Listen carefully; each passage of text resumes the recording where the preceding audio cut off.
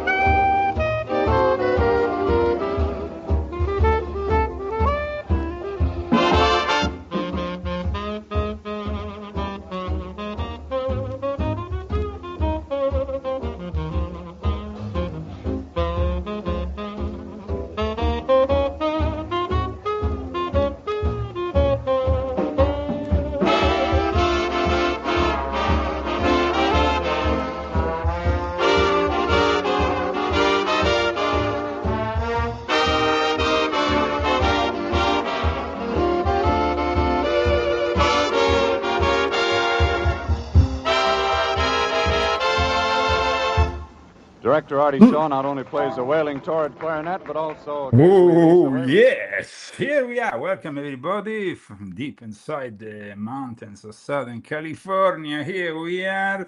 We are not from our usual studio in Palm Springs, so forgive us. Sometimes we need some technical adjustments, but things... Sure. For sure. For sure. Okay. I miss our studio. She misses our studio. Okay, first of all, let's thank the sponsors of today, Christy. Okay, the sponsors are Daniel Estes and Hyo Yuzumaki and all the people that bought the book this week, and there was a lot of them. Thank you very much. Thank you for buying the book. Thank you. Oh, well, I must say that Uzumaki also wrote this very nice kind of wishing poem at the start of a new book adventure, which maybe yes, why not? Okay. As the approaching veil of the new book arises, the light of God descends down on mankind to reveal the veil. The Zagami magic of writing stirs the letters of the new tale. Waves of wonder and inner work blessed. I cannot read it. Blessed by fiat lux. You read it. The rose shall open with divine valor. Respect. Interviews and podcasts, woven, reading, and editing by the female hand. and spoken in 2000s by an intelligent man. She returns to Zagami land, steady and proud, with fire's love. They stand together as one. May the eternal lion roar be heard, and May the eternal lion's roar be heard, and many new stories to come. Whoa! Well, this deserves a gong. Okay, so. Oh, wait, my light gets better. He's a sucker of light. I mean, watch, when he goes away, watch how better I look. Let's move it like this. Maybe it works better. Slightly, not really. Okay. I need light. Okay. Okay, ladies and gentlemen, first of all, remember, you can support us by purchasing the Vatican's Top Secret Alien Agenda. It is my latest book. It's my latest literary effort, and I tell you, it's worth purchasing. Hidden Encounters, Forbidden Rituals, and Jesuit Astronomers in the Age of UFO Disclosure is basically the book of the moment, because it finally reveals to you who is really behind this deception, disclosure, soft disclosure, which now has released the fourth batch. There is a fourth batch that we are now finally been made accustomed with. Anything that is truly revealing, well, it depends on the points of view, but definitely it is a fourth batch filled with a lot of interesting material. There is videos, there is photos, there is documents, and you can find them at the usual government website, which is www.war.gov/UFO. Let me show you what I'm talking about. The last installment that came out yesterday. So here we have a bunch of the fourth tranche of records include documents, but also images, drawings, photos. This from 1948, very interesting. It looks almost like a stealth airplane, but that was still in the making many years later. So very interesting. We have a few things here. There is also, of course, some videos, but at this point, let me show you also more regarding what we discussed last week, because last week, we said that there was about to be a big announcement, and the big announcement is in the making. Apparently, something is happening, because here it says Trump's bombshell UFO files expose eerie 8-point object in silent craft that breaches U.S. nuclear base. Okay, that's fine. But before that, the press pointed out on the possibility that Trump might reveal something more, and that something more was actually confirmed by Dr. Phil. My friend Kathy, she was watching our show from last week. Yes. And she said that while she was watching it, all she received while she was watching it was notifications about Dr. Phil's alien UFO disclosure. So it's very funny that you tell me this, because I was going to tell you, but I didn't have time.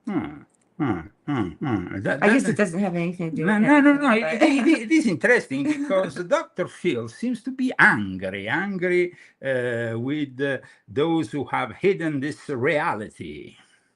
Absolutely furious that our government has been lying to us for at least 79 years. Hey, it's Dr. Phil here. I'm talking to you this morning because me and my team at Envoy Media have been given exclusive access by the White House and the Department of National Intelligence to the new tranche of information about UAPs. You may refer to them as UFOs. And we are very deep into that. Two things have become apparent to me. Number one, I am absolutely furious that our government has been lying to us for at least 79 years.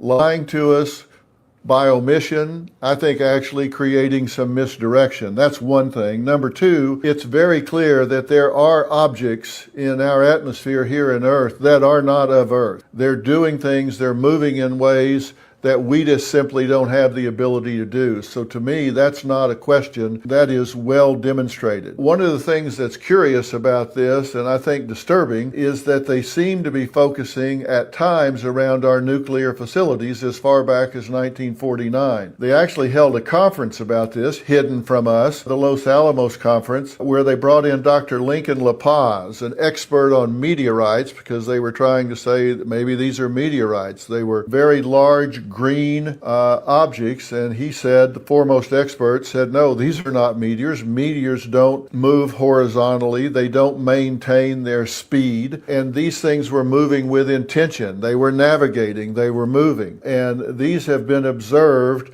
over 5 cities, all having nuclear facilities. As recently as 2015, they were observed over the Pantex facility in Amarillo, which is a nuclear facility. That should bother you. It certainly bothers me. Now, why am I talking to you about this? Why me from a psychological standpoint? This matters. This matters to mankind. It matters to our value systems. What does it mean? What do we say to our children? If there is life that's not human, what does it mean to all of us? We're very deep into this. I'm going to be bringing you more information throughout the day, so stay tuned. Oh, wow. Now we have Dr. Phil, who is turned out to be fanatic about the UFO disclosure. Oh, okay. He says that the White House actually has showed him things in advance that, wow. Who knows? Who knows? There is also in the Republican Party now somebody who claims that Trump is not being made privy to all the truth about it. I'm talking about Nancy Mace. Committee Representative Nancy Mace is with us. Congressman, good to see you. The government says they have these videos, but they claim not to know what they are. Do you believe them? I believe them on some things and not others. First of all, I want to say the Trump administration is the most transparent administration in American history. The fact that we're getting any files at all says a lot about disclosure, accountability, and transparency. But like, for example, one of the videos that came out today looks like a cluster of balloons. So Oh, a cluster of balloons.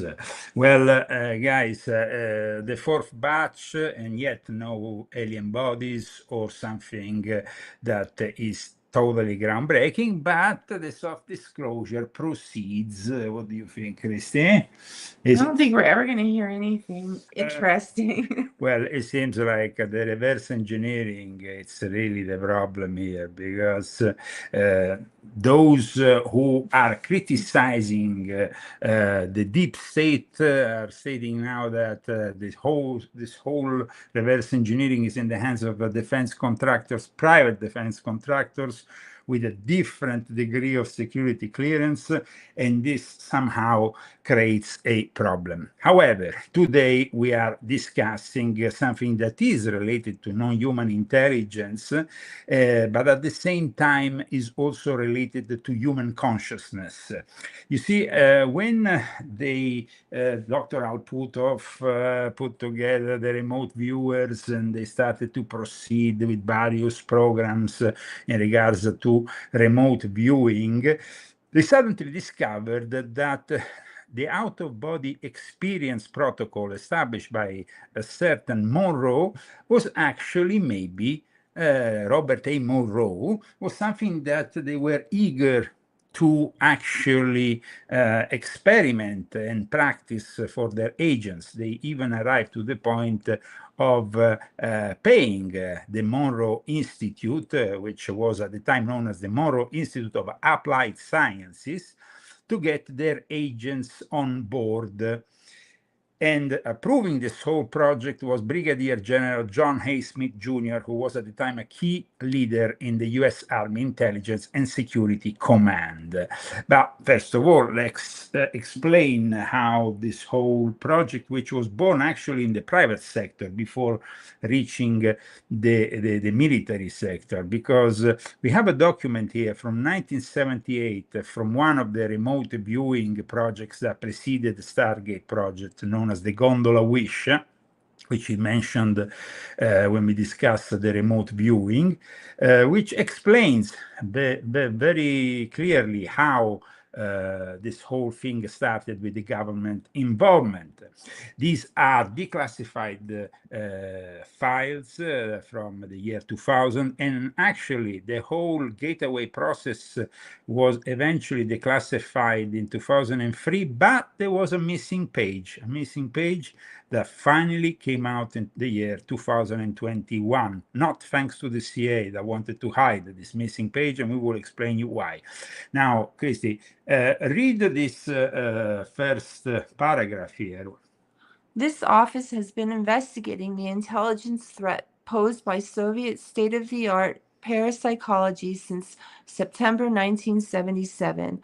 This investigation revealed a serious threat posed by the Soviet Parapsychological intelligence collection capability and demonstrated a need for a comprehensive countermeasures program. This report details the criteria under which the Monroe Institute of Applied Sciences, MIAS, Afton, Virginia, was selected as the organization to train MI personnel in a parapsychological intelligence collection technique so that they can mimic Soviet collectors in an operations security OPSEC support effort. This project is referred to as Gondola Wish. The parapsychological technique to be used is known as out-of-the-body experience, which is a practice which Monroe made popular with a book that came out in 1971. So there is a lot to say about all this, because at one point this intense liaison with CIA, DIA, and the Foreign Technology Division, FTD, the US Air Force, was conducted prior to contacting the Monroe Institute of Applied Science in an attempt to determine any prior government evaluation. And in the end, they actually paid a fee of $2,000 for each agent to be trained following this method, which we will explain today, is a method which synchronizes the two hemispheres, the left and the right hemisphere of the brain. Now, I'm a left-handed person, so I'm actually somebody who is facilitated in doing this kind of things. The remote viewers needed something more, and at one point they understood that the out-of-body experience protocol established by the Monroe Institute was actually something that could work out. Now, Monroe, who was this guy Monroe, and how did he establish all this?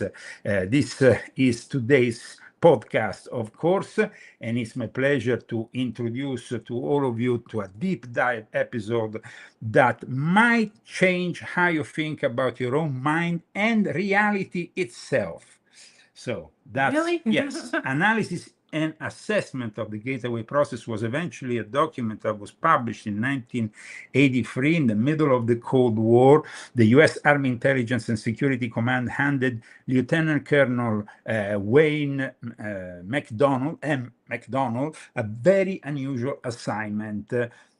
So they started working for a few years with the Monroe Institute. At that point, they wanted an assessment of what had been done. So they wanted him to scientifically evaluate the gateway experience, this program that uses audio technology to sync the two parts of the brain, expand the consciousness, and in this official document, at one point, there is a warning, a specific warning, because when you get to a certain level out of the body, you will encounter non-human intelligence. And that is also a very important element of today's story.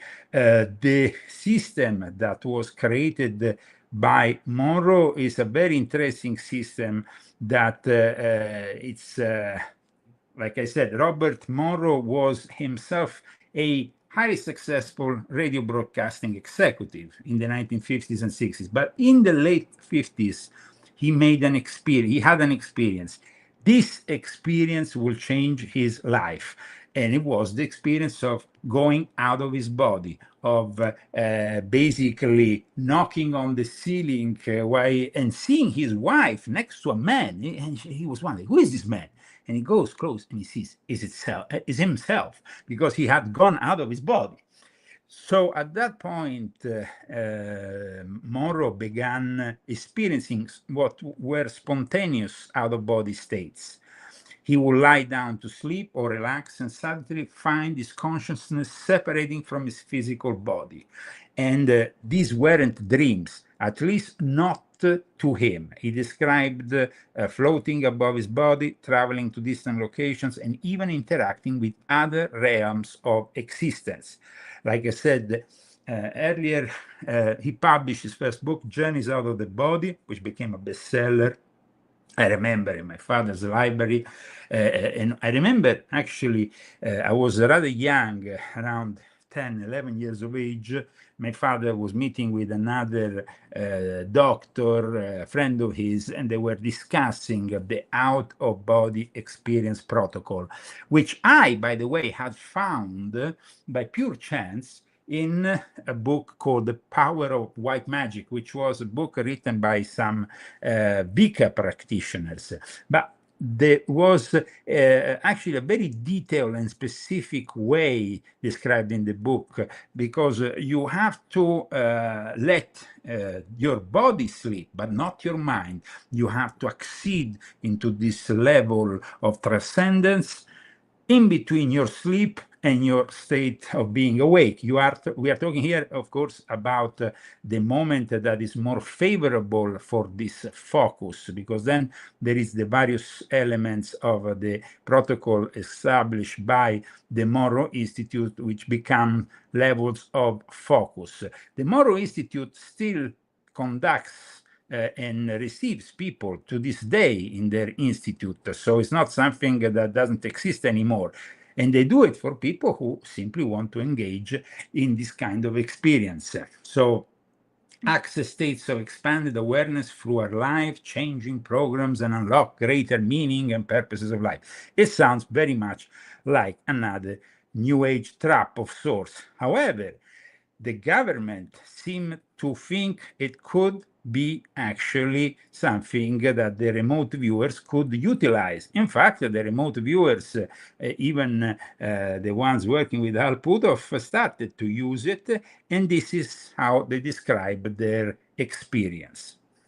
For a long time, but tapes stretch, and eventually my tape started stretching and made weird sounds. So I came back and saw him and gave him the tape. I said, Mom, I need a new tape. And he threw it in the trash and walked away. And I said, whoa, wait a minute. I need another tape. No, you don't. Just close your eyes and remember what it sounded like.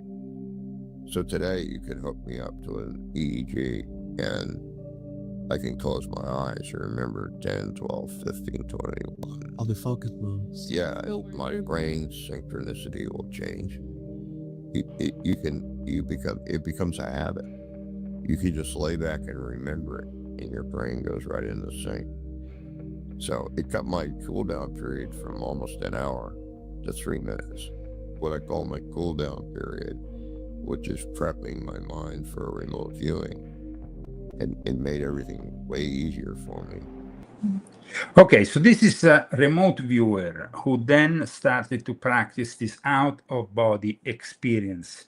The out-of-body experience is something that in some ways connects, though, with non-human intelligence. So we have two versions of the document that were made public, of the document that was approved for release in 2003. We have a missing page, and that is also an important element of our story. The missing page, page 25, became almost legendary.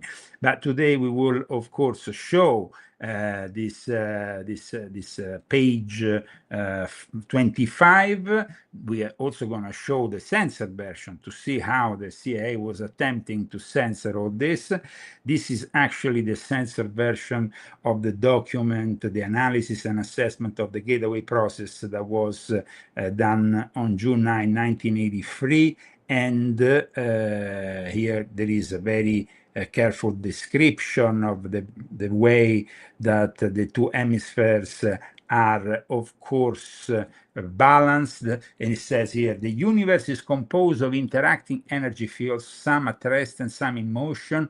It is of itself one gigantic hologram of unbelievable complexity, according to the theories of Carl Priram, a neuroscientist at Stanford University, and David Bohm. Now, once again, the mention of Stanford University, this place which has always been central to our story when it comes down to people like Hal Puthoff. Then you have the university and the institute, which are part of this whole process that also experienced, of course, and created a remote viewing protocol as well as an out-of-body experience, so they could understand the consciousness energy grid around them.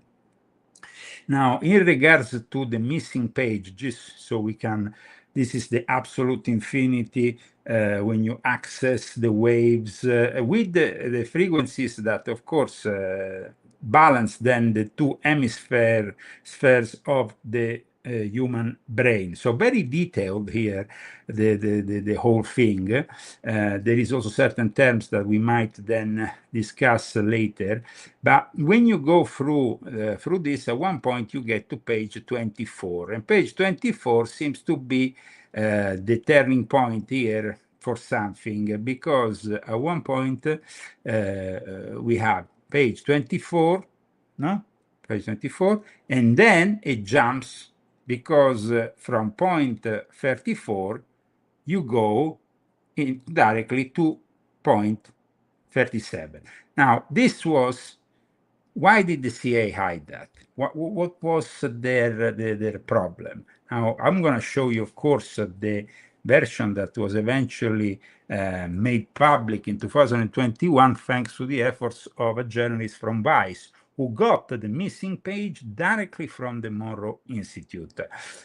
Welcome to the Leo Zagami Show. Today we are discussing the Gateway Project. The Gateway Project, one of the most fascinating programs and aspects of the Cold War era research, connected very closely to the remote viewing experiments that inevitably then got us in contact with non-human intelligence. Now, this is the full version that I'm about to show you, is the one that, of course, has the missing link.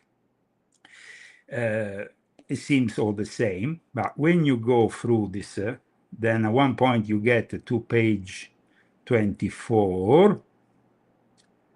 Page 24, let me show you. And then you have page 25.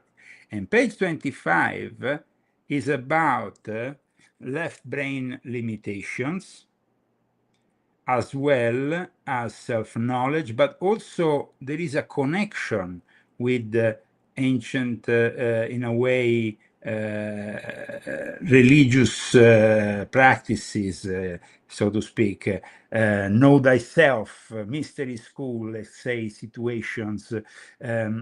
Now, regarding this whole thing, I would like to show you, first of all, a brief resume of how the Gateway process came into being. Was a scientific academy and think tank, indicated a division that was dedicated to the study of occult sciences. In fact, extensive research was being conducted on extrasensory perception, spirit channeling, divination, and other forms of anomalous phenomena. The paranormal was being scientifically explored, but for what purpose is unclear. After uncovering these documents, the U.S. began its own investigations into altered consciousness and the supernatural, and they continued for decades. Some of these projects, like Ultra, have been widely reported on. However, some have received little to no exposure since declassification.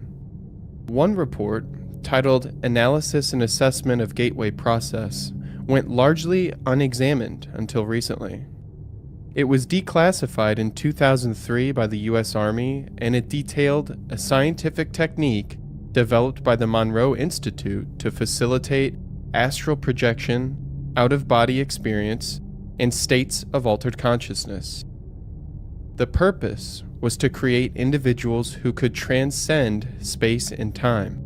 They could achieve this through the use of the gateway tapes.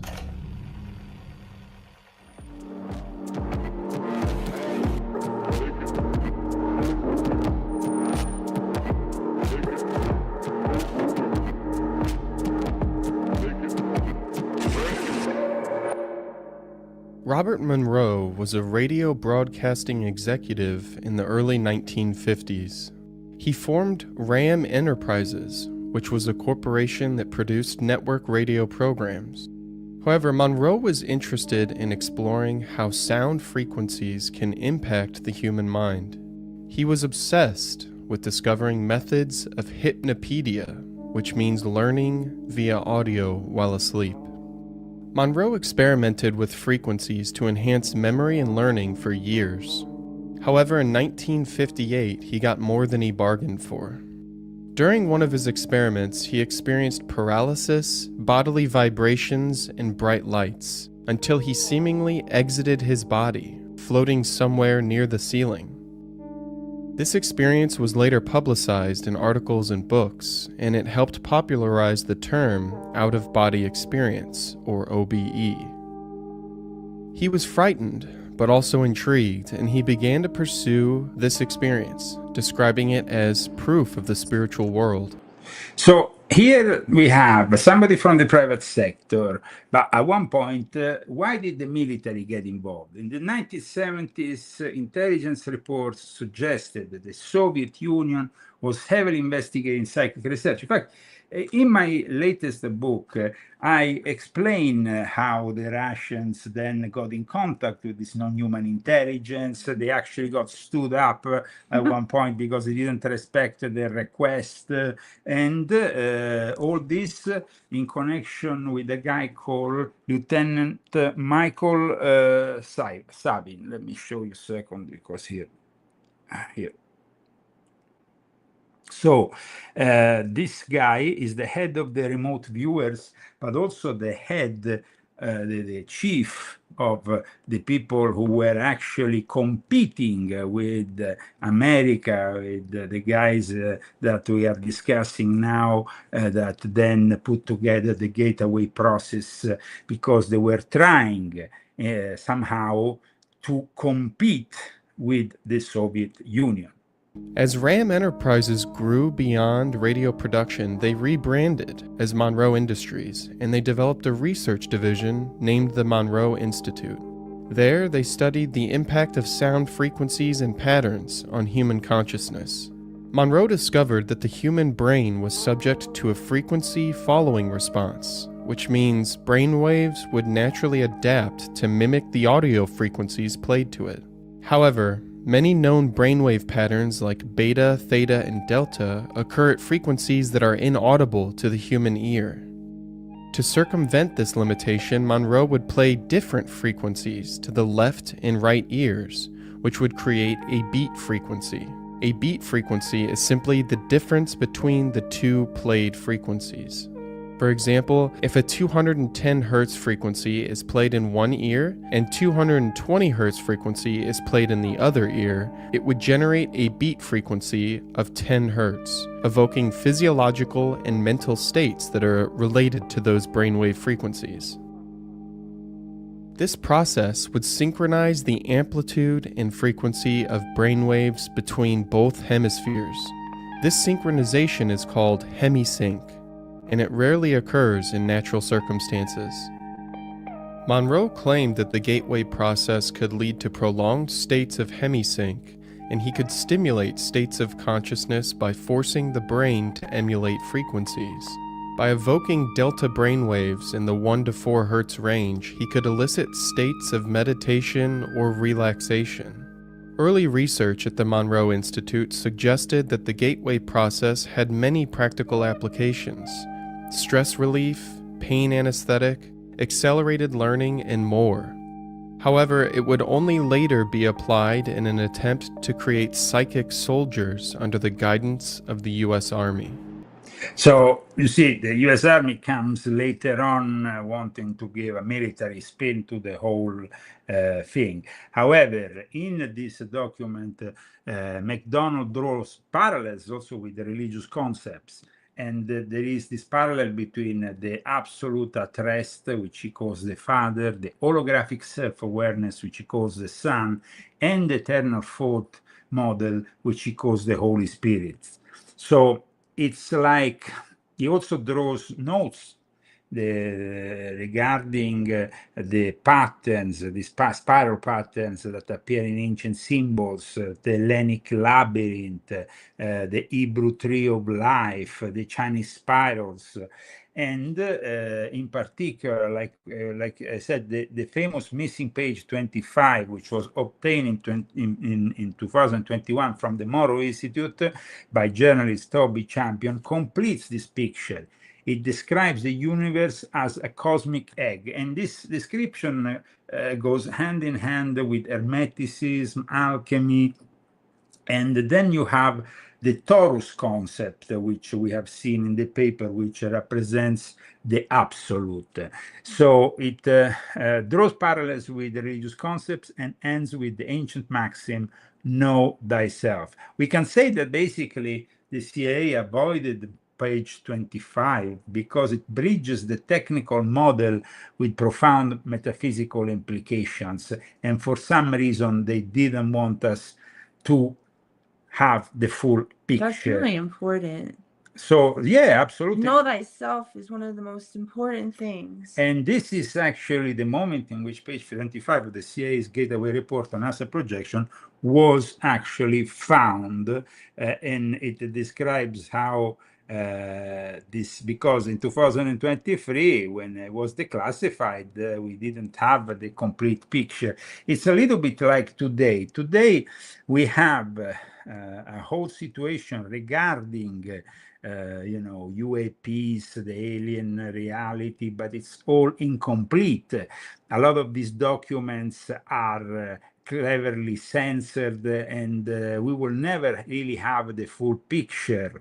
However, one of the most important elements of this document, official document, by the way, by an Army intelligence officer, so we're not talking about simply any kind of document, is MacDonald consistently frames everything in a scientific way, but also in energetic terms. He speaks of intelligent, non-corporeal energy forms, conscious entities without physical bodies that may exist in dimensions accessed when consciousness transcends normal time-space limits. The report does not claim these encounters occurred during gateway training. It simply states that anyone advancing far enough, especially in deep out-of-body experiences in the various focus, in this case is focus 21, should be mentally and intellectually ready to handle the possibility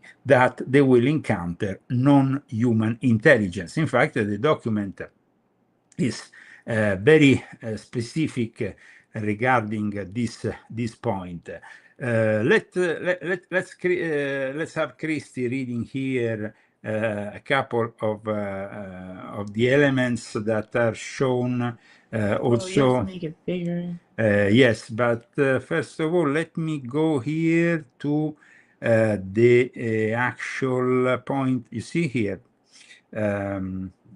point J. Be intellectually prepared to react to possible encounters with intelligent and non-corporal energy forms. Corporeal. That's what I said. Yes. Non-corporal energy forms when time-space boundaries are exceeded. So arrange to have groups of people in Focus 12 state unite their altered conscience to build holographic patterns around sensitive areas to repulse possible unwanted out-of-body presences. Isn't that like a demon? Well, yeah, but this is a more scientific way of putting it. Let's say that, we have the incubi, the succubi in the past, but this is a more scientific, modern, encourage more advanced gateway participants to build holographic patterns. And then it also describes ways of building these protections around us when we are actually doing this kind of experience. So here we have the missing page, though. I want to go back to page 25, which I would like Christy to read the left brain limitations. But actually, what I would like Christy to read starts from, let me show here. Yes, I would say from this point onwards, this point 35, left brain limitations. So let's see. Christy can read. I'll try. You will try. I don't know. Otherwise, you get the puppets to read. But No, it's just like that really weird kind of writing that's very hard to read. Okay. And you never make it bigger, so. Bigger than this, I can. Oh, okay. 20th century physics would seem to be revisiting insights belonging to mankind as far back as written records can take us.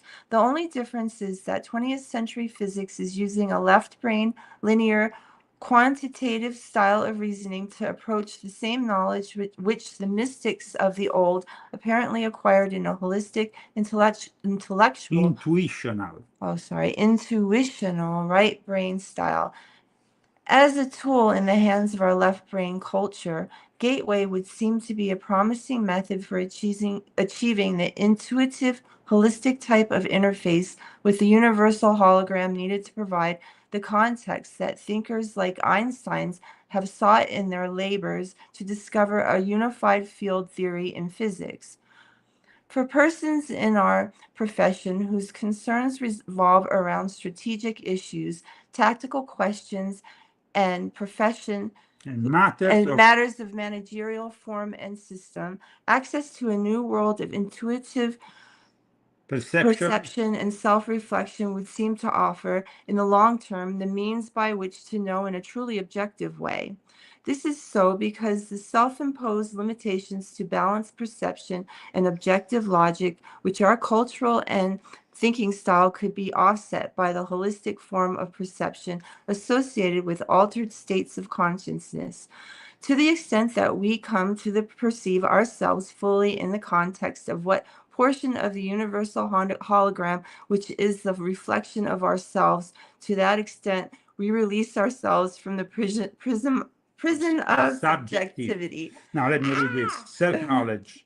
It was axiomatic to the mystic philosophers of old that the first step in personal maturity could be expressed in the aphorism, know thyself. To them, the education of a man undertook as his primary step before attempting to approach the outside world. They rightly assumed that they could not effectively evaluate and cope with the world until he fully understood his personal psychological balance. The insights being provided by 20th century psychology in this context through the use of various kinds of personality testing seems to be a revalidation of this ancient intuition.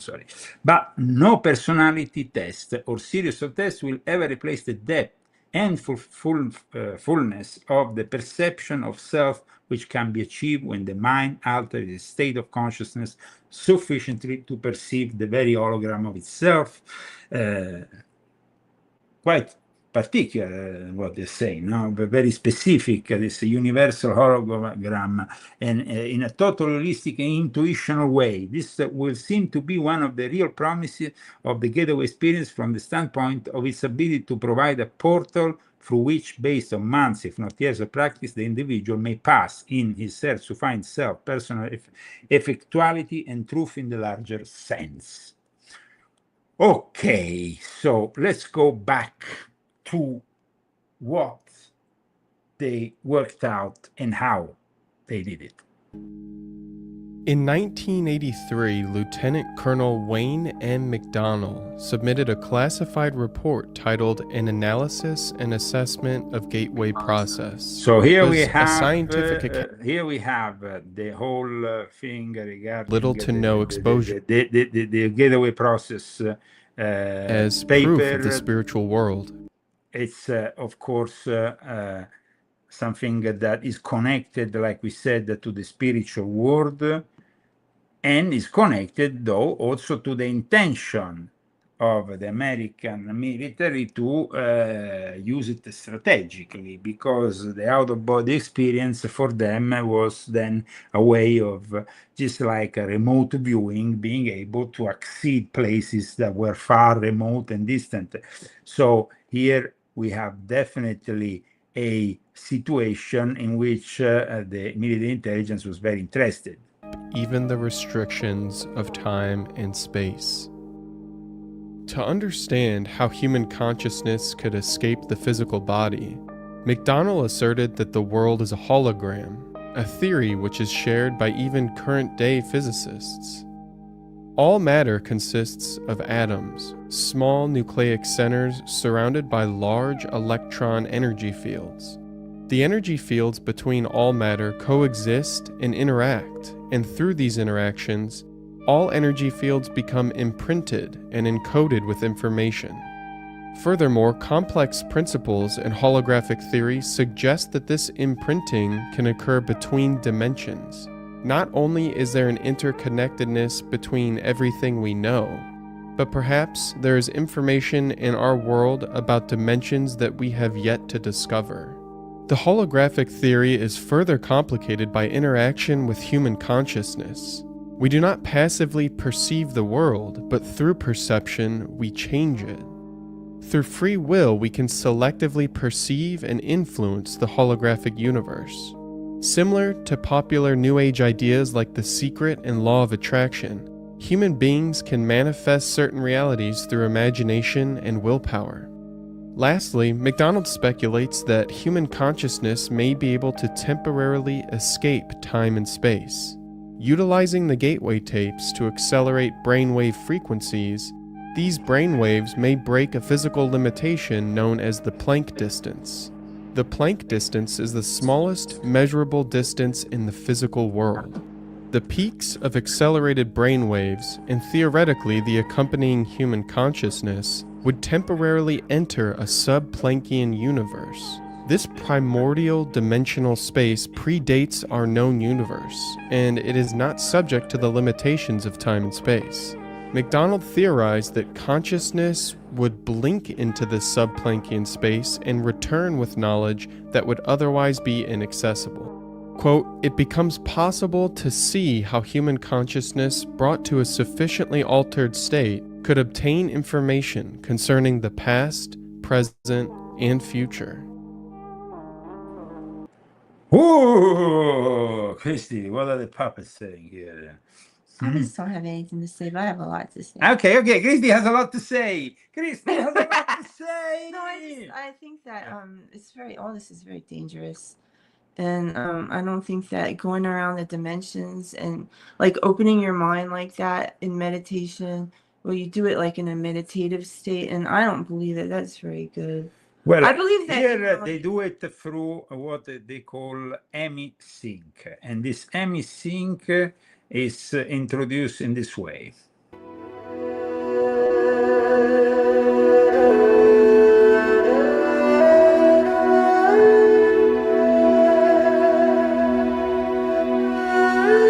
So hemi-sync has a lot to do with the concept that you said, meditation, but is operating through frequencies that then are similar to this one, for example.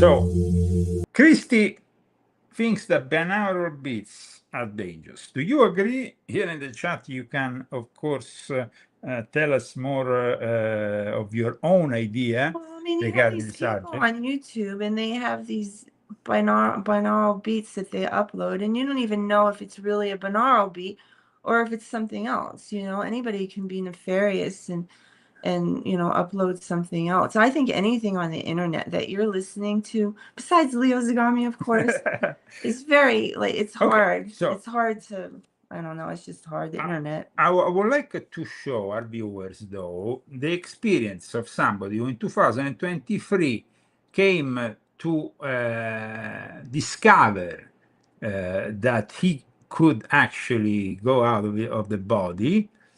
And at that point, he was like fascinated and wanted to go to the Moro Institute and experience the whole thing directly. Oh, yeah. So this is what happened to him. Music throughout this video has been enhanced with Monroe Sound Science to maximize its ability to expand your consciousness, and for a greater listening experience, we strongly advise the use of headphones.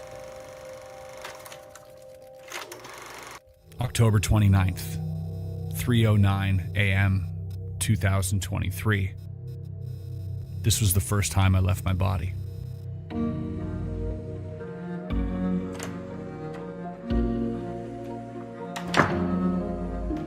After getting home from work, I was looking forward to getting a good night's rest. But after giving up my usual routine of nighttime substances, I was having a hard time falling asleep these days. So that night, I decided to give myself a head start with some melatonin. Now, melatonin has really been known to help improve sleep quality and induce a deeper state of sleep. But what I didn't know is that I was also beginning to feel the effects of what is called REM rebound.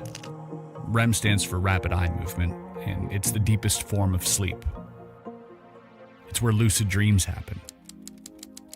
And REM rebound happens when you've been regularly consuming alcohol or cannabis, and the amount of natural REM sleep that your body requires is backed up, like water in a floodgate. Only to be released when you quit consuming for about a week. And throughout this week, the dreams I was having would get increasingly vivid. And my memory of them subsequently became stronger.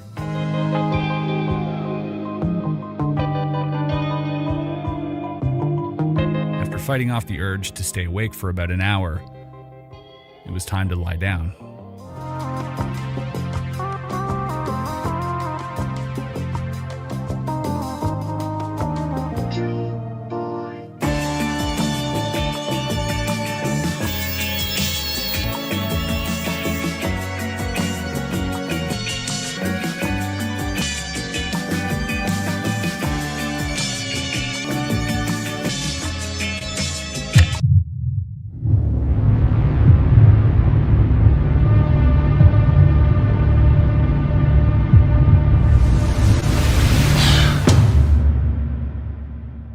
What the fuck was that? That wasn't a dream. Or at least, it didn't feel like a dream. It felt like surreal. More than real. I remember waking up from a dream, and everything around me was fuzzy and without color. I remember an intense vibration throughout my body, a humming, and the feeling of weightlessness. And I remember lifting slowly, about 3 feet above my bed. And in a second, sheer terror and fright enveloped my body. I've never been this scared. This was different. This somehow was real. My immediate thought was, can I go back? And if so, will it frighten me? I told myself I wouldn't be scared. It is a frightening experience. Now, I remember myself, I was, as a kid, really eager to do this experience. And I was always there in between my mother waking me up to go to school and me wanting to get out of my body. But somehow it kind of like never really worked out. But when I eventually got to the point of literally sliding out through head or feet, in this case through feet, because there is various ways of going out the body. You know, McDonald himself describes the OBE techniques that are rolling out laterally from the body, lifting straight up like a rigid object. And what instead happened to me was sliding out through the feet. And it was immediate and it was incredible because at that point, you are really, you know, fearing the possibility of not going back into the body. So that is when you have this kind of moment of grabbing, you know, to something, or it's almost like being in apnea. You are out of the body, but you are not really sure you can get back into the body. That is probably what scares a lot of people. Now, the REM stages are very important in all this. There is, of course, a very detailed explanation in this document which we are describing today, a document which was made in 1983 by a military intelligence official to analyze the mechanism of this EMI-sync.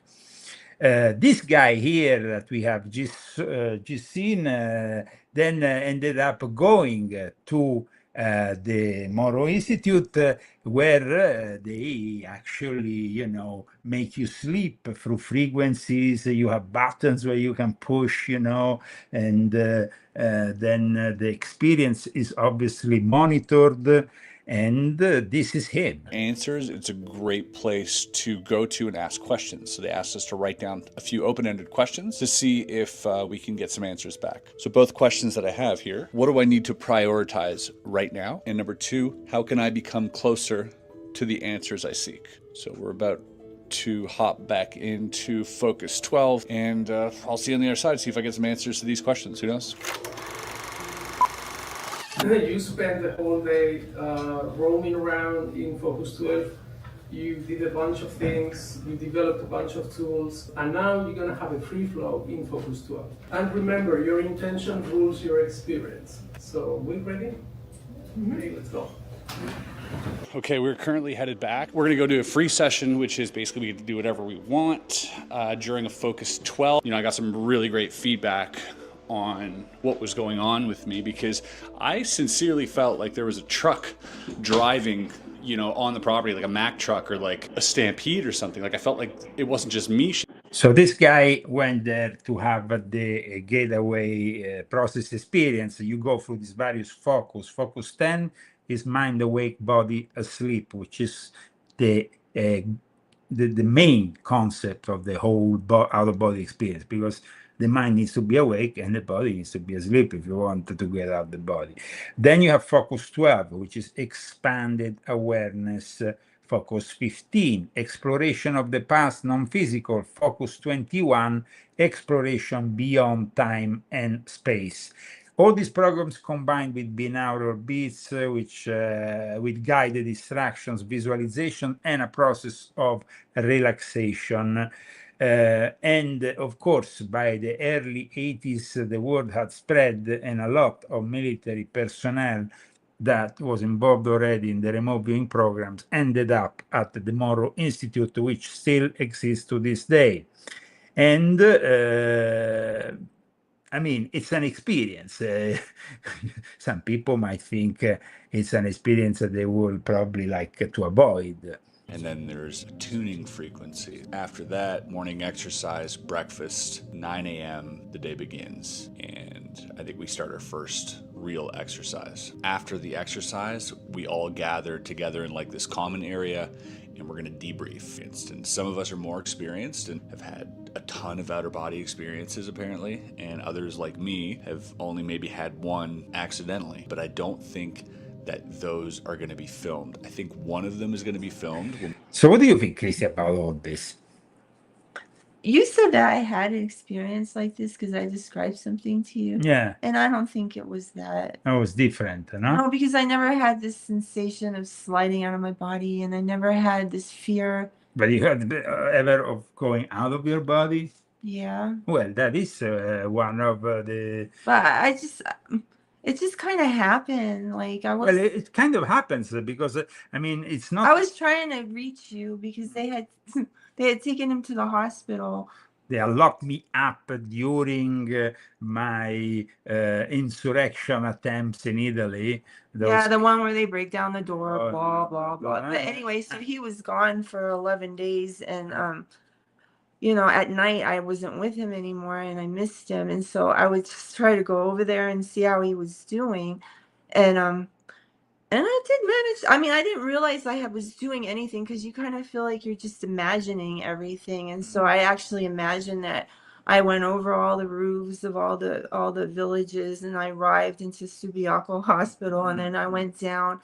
And the funny thing is, the next day I went in to visit Leo, and I had seen him in my thing, and so I saw that you were fine and everything, but somebody saw me because this guy came up to me. The problem is, you know, they had locked me up, which is something these criminals in Italy did because at the time I had created. Well, that's what they do. This pitchfork revolution. It was blocking. It was creating a lot of problems, politically speaking, for the people in control of that demented country, which I'm no longer part of, thank God. As you know, I had to flee Italy in 2019, and I've never been back ever since. And I'm now an American citizen, and I'm proud of being an American citizen because we are free to discuss things like this without the paranoia of having somebody breaking through your door. Yeah. I think that the problem is with many people who follow this so-called truth movement, if we want to call it still that way, that they don't understand that when you really say the truth, when you really become a threat to the establishment, they will come after you. And they come after you. And I was like a person that wasn't even in this kind of realm of anything. I met him and I was just doing something different. What I think, can I just finish saying? No, but what I think, your experience. My experience. That you had, and that you now can continue. But and the guy who actually the day after when you came visit me recognized you. It was a guy who, of course, because of his altered state, because in those places they give you a bunch of Well, he was on what do you call it, psychologically drugs? Psychoactive. Yeah, I mean, he was on a lot of things. But anyway, I went in there and he came running up to me. I made friends with him, and he said, I saw you last night. And I said, you did? You saw me? You saw me come in here? He's like, yeah, you came in like an angel. I thought that was really cool that he said that. But I thought I was just having one of those meditative experiences where I'm imagining everything, because I always tend to think that I'm imagining the experience I'm having, because it feels like your imagination a little bit. That's what it felt like. It didn't feel like I was sliding out of my body. But at the moment in which somebody actually but then he saw me. Saw you. And then, in fact, Christy came to me and said that he actually saw me last night when I came to visit you. I only did it one time. I didn't do it after that again because I didn't really like that, because I felt like I was spying. And I don't really feel like that's very good. And God doesn't like that very much. Mm-hmm. And so that was the last time I ever did that. I mean, for me, it was not a good experience to do that. I did a lot of that kind of experimenting in meditation. Remote viewing. Like, I didn't ever remote view on a person, ever. I never did that because you're not supposed to spy. And but I did go places that were interesting, and And I felt like it was my imagination doing it. I didn't feel like I was But going then through you a had the process. confirmation when you But I did did it with somebody, and somebody who actually was having the same experience. yeah, and we would describe the same things to each other that we. It was all And done that is- very innocent, though. I Yeah, mean, but that is what when you do remote viewing in a and it's professional not good. setup. It was an experiment. It wasn't good. I wouldn't. Don't do this at home, everyone, because it's not good. The things that you bring in when you do stuff like that, when you open your mind, are really bad. And I can say that, you know, those years in Italy were really bad for me when I was exploring that stuff. Yes. It was not a good experience, and I was not happy. You never saw me, in fact. I mean, I always kind of stayed in the shadows, and people didn't even know that Leo even had a wife because you never saw me. I mean, I've been there since the very beginning. But all of a sudden, I show up in 2019 or 2020, 2021, whenever I started doing the show with you. That's because I was having such a hard time with all that crap that I brought in. I mean, because every single time you open your mind like that and you let that crap come in, you're opening yourself to demons, and those demons will attach to you, and they attach to different parts of your body, and they will stay there until they're exorcised out. And so I actually had to have an exorcism to get rid of these 211 demons that I acquired from doing New Age nonsense. So don't do it at home, guys. I'm lucky, and I was able to get rid of all that crap. But when I had that crap in my life, everything that I didn't want was there. Bad relationships, a lot of fear, anxiety, OCD. I was cutting my hair. I mean, it was just terrible, all these horrible things. And I wasn't well. I mean, I wasn't healthy. I was always sick. I was always in pain. And so, yeah. There is one interesting That's it. thing regarding the work of Monroe, because within his own book, he actually talks, you know, throughout, he says, and I'm quoting Monroe, throughout man's history, the reports have been consistent. They are demons, spirits, goblins, gremlins, and assorted subhuman entities always hanging around humanity to make life miserable. And then Monroe himself says, are they myths? Are these myths? Take a good, says, take a good long look. Perhaps all such things do originate in the imagination. The question is, from what source does the imagination conjure up these beings?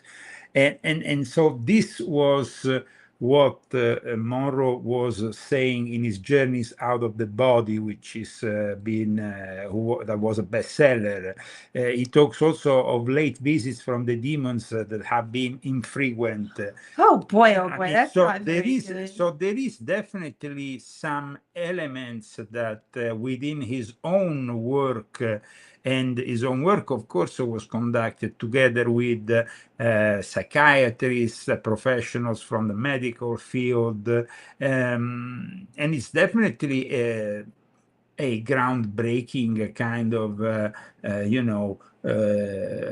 situation where you want to create a model, a protocol to connect with your out-of-body experience, and you want to do it also creating what they called this energy balloon. This energy balloon that apparently is supposed to protect you while you are in this kind of situations. So the way that he was viewing the universe was that there is really no solid matter, and that everything is energy vibrating in patterns. This is also something regarding, the fact that we are back into discussing aliens, sex, non-human intelligence, and all that. Why they have been here for thousands of years, and why can't we see them? Because they are vibrating at a different vibration. No, that is the way they can hide, or they could hide. Now that our technology, also thanks to our reverse engineering, is catching up and is making, maybe more difficult for certain realities to hide. And so we had a lot of discussion on the last week on Trump maybe announcing something soon about this interdimensional reality, because when it comes to this kind of thing, a lot of people, a lot of researchers are bringing out the interdimensional reality. And I must say that it's rather interesting. This week there was an interview that was made on this show with this admiral, which you should check out. Like to know how we went from this is something we can't explain to non-human intelligence. These objects are hovering over the surface of the ocean and exhibiting transmedium travel. UAPs may be underwater. One of the most compelling pieces of data is the video from the USS Omaha of Southern California in 2019. Flight control surfaces or exhaust from ether propulsion. The mainstream science community, they don't want to touch the topic of UAP with a 10-foot pole, but we're seeing UAP everywhere in all domains. The true nature of the phenomena might be really terrifying because we're not in control. Rear Admiral Timothy Gallaudet served for 32 years in the U.S. Navy and was one of the first to receive sailor and pilot reports of UAPs. He reveals how some of the greatest secrets in the universe and our oceans are being kept from even the President of the United States. So we know, like I said in my book, that the president is only, a person who is temporary in the White House. So for that reason, let's say there are probably people with a much higher level of security clearance regarding this matter. That's why also we had this politician from the Republican Party coming on TV in the last 24 hours and saying they are keeping things from Donald J. Trump. Well, I don't know if that's a bad thing necessarily. In any case, this is what she was trying to say. Department of War released this video today from the UFO files. Part of So the here you have a bunch of UFO files, like we said, being released, and then now there is this whole discussion surrounding the fact that maybe Trump doesn't know all the truth. I think he'd get mad. Want them released? Why would we push the government to release something that would give the Chinese enough? So then we're talking also about, maybe state secrets that will advantage the enemy. Ooh, wow. Through the Oversight Committee, by the way, of an individual that says that there are certain three-letter agencies that are blocking documents in the UAP UFO space from this administration. So I do think that there's some of that going on. And generally speaking, you really believe that? What's that? You really believe that the CIA is telling their own director you can't look at something? It's not just the CIA. Okay, the NSA. You really believe that over 80 years somehow these three-letter agencies have managed to keep secrets from everybody and nobody has ever spoken out? I do. I 100% think that. Have you ever known the government to be that good? Look how long it's taken us to declassify some of this information. I do think that some of the deep state does go about hiding information, not only from the American public, but from elected officials. There is a history of that. It goes back a long time, Leland, whether it's trying to find where our military spending is going in just about every war. We've got these. So I want to get back to this because you said you've seen images that you want the American people to see. Is that because you think these images would prove to the American people there's aliens? No, I don't think it would prove that there's aliens. I've seen no proof of that. But so then what's the point? Because they go around in a circle. Around Now, in the last few hours, guys, it's a whole bunch of nothing. Not only we had this whole government soft disclosure ongoing, disclosure advocates, so-called whistleblowers and all that in a frenzy because, the release of the fourth batch and all that. But now we have the gatekeeper, Jacques Vallée, coming on the scene with his last big announcement. And of course, it's something that confirms once again the relevance of Jacques Vallée as the major gatekeeper, the godfather of UFO research. There is something deeper that creates the illusion of space and time in humans. The UFO world can be a spooky one. It's hard to know which sources to trust.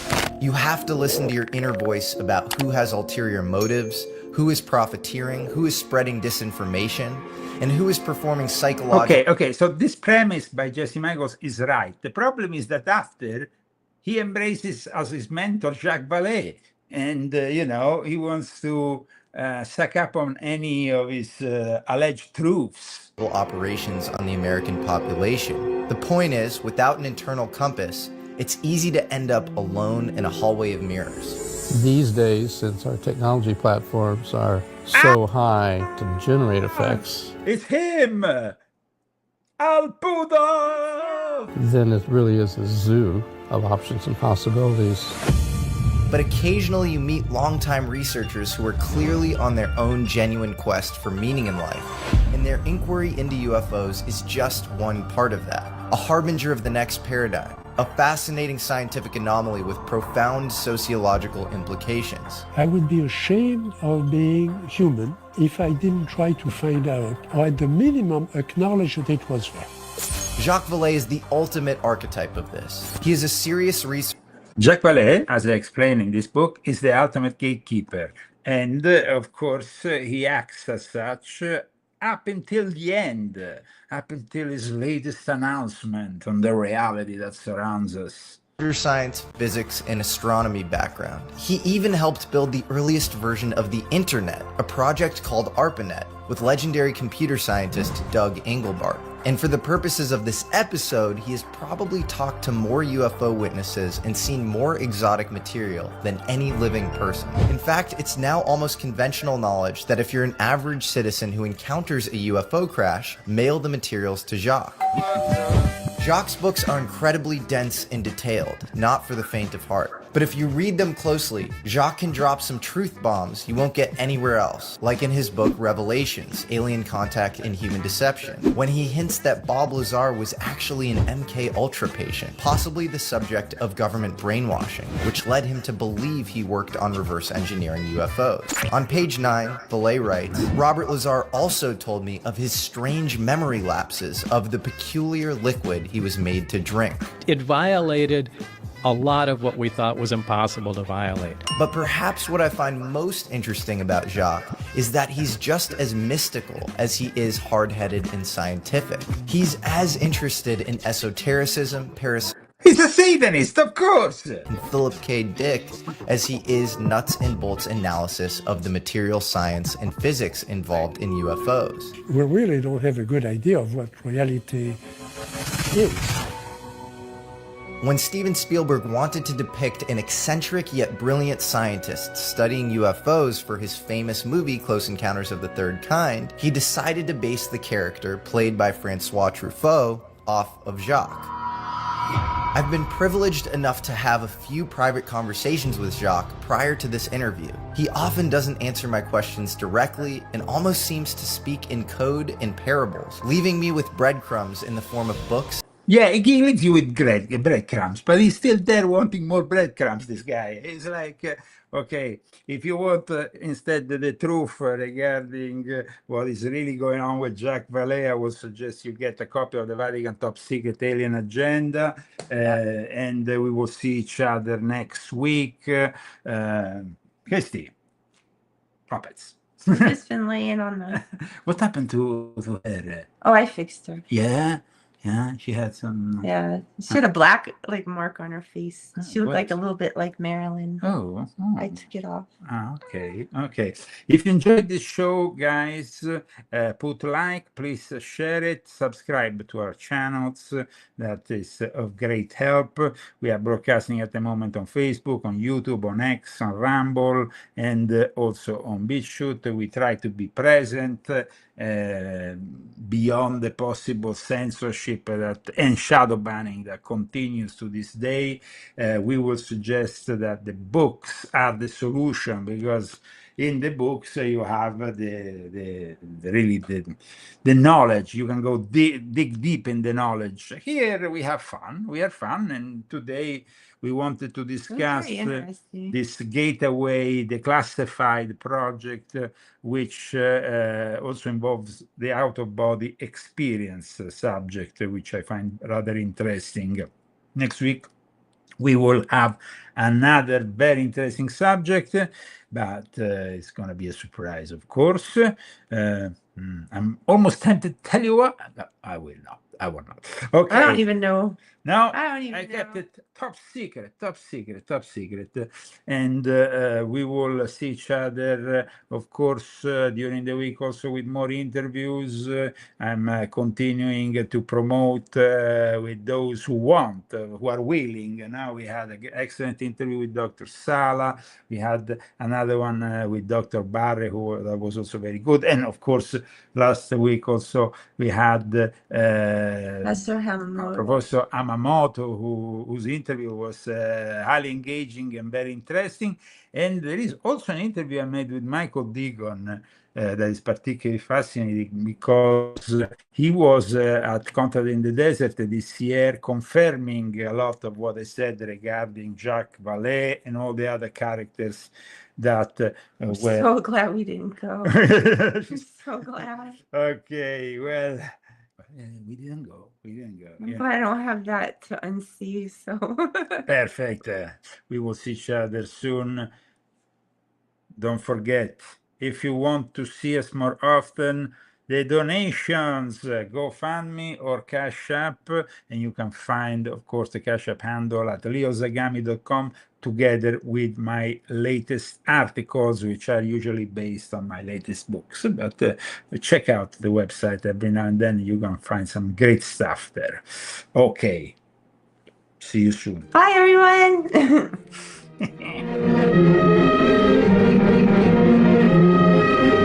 But not explicating his point. But I pressed him to give us explicit details. Spoiler alert, he drops some serious new knowledge on us.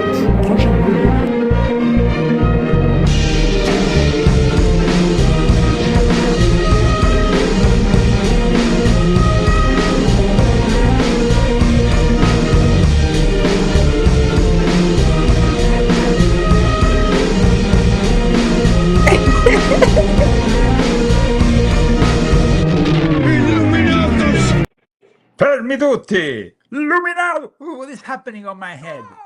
It's all over. Christy, what do you think of the fact that they claim this week they have actually found the body of a Bigfoot? I know that you were a little bit perplexed by this discovery. Bigfoot. Don't tell anybody, but I really don't care about Bigfoot. You don't care about Bigfoot? No. No, because they claim they have actually discovered... You don't care? No. Okay, that's fine. I don't care about aliens either. I don't. Why? I don't. I try, but I can't. I really try to care, but I don't care. I only care about God. That's because it. they felt they had a real project going on that was secret. Okay. Is that true? And the Air Force did. Oh, I didn't know that. We also talk about his new book, Trinity. So you know what Trinity is?